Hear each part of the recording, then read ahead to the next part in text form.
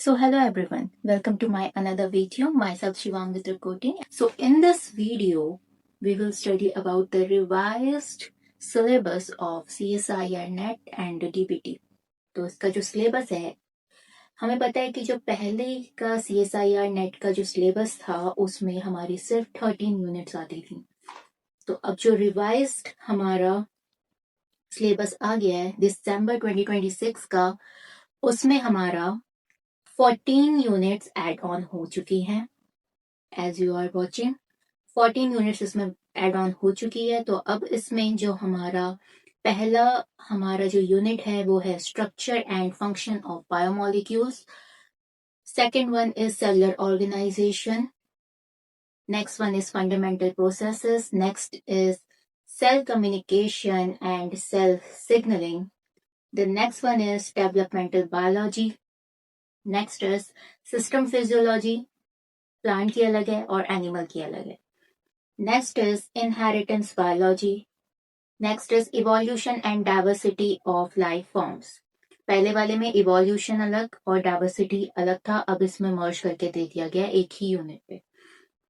Next is ecology and behavioural biology. ये जो 11, 12 और 13 यूनिट्स हैं ये बायोटेक से रिलेटेड हैं. तो जिनका सब्जेक्ट बायोटेक्नोलॉजी और वो लाइफ साइंस का एग्जाम देंगे तो उनका तो ये फेवरेट यूनिट्स होंगी. 11 is bioinformatics and computational biology. The next is biochemical engineering and industrial biotechnology. The next is advances in biotechnology and the last one is methods in biotechnology.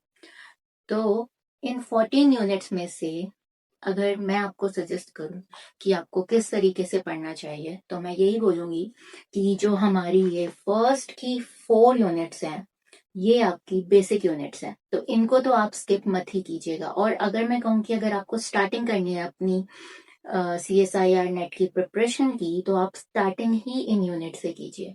मैं ये नहीं कहूंगी कि सबसे पहले आप ये यूनिट्स कीजिए या ऐसा कुछ.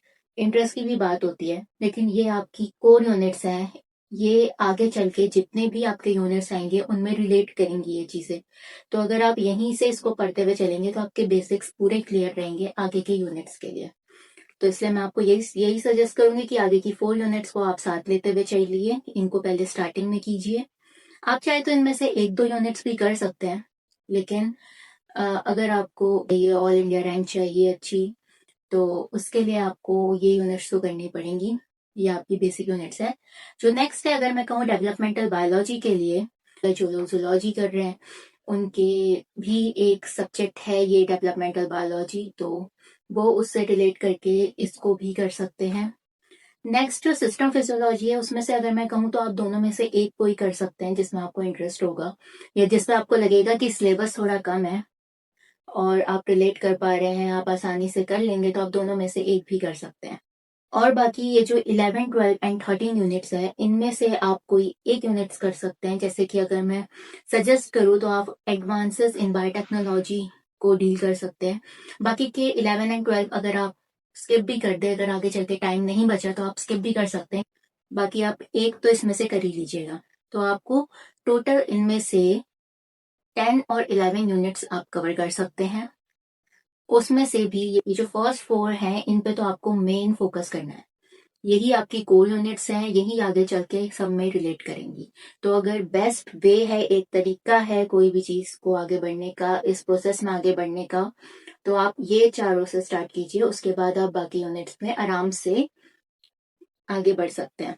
I hope it will help you. और इस सिलेबस को और भी डिटेल में अगर आपको जानना है तो कमेंट डाउन. मैं इस सिलेबस को इस यूनिट्स वाइज इनको और भी डिटेल में आपको एक्सप्लेन कर दूंगी और ये भी बता दूंगी कि इसमें क्या क्या टॉपिक्स आप कवर कर सकते हैं, कौन से टॉपिक्स मैक्सिमम नंबर्स आपको दिला सकते हैं. तो for more videos please comment down. आप नीचे कमेंट में बता सकते हैं कि आपको और क्या क्या इन्फॉर्मेशन चाहिए इससे related. So that's all for this video. I hope it will help you. Please like, share and subscribe to my channel. Thank you.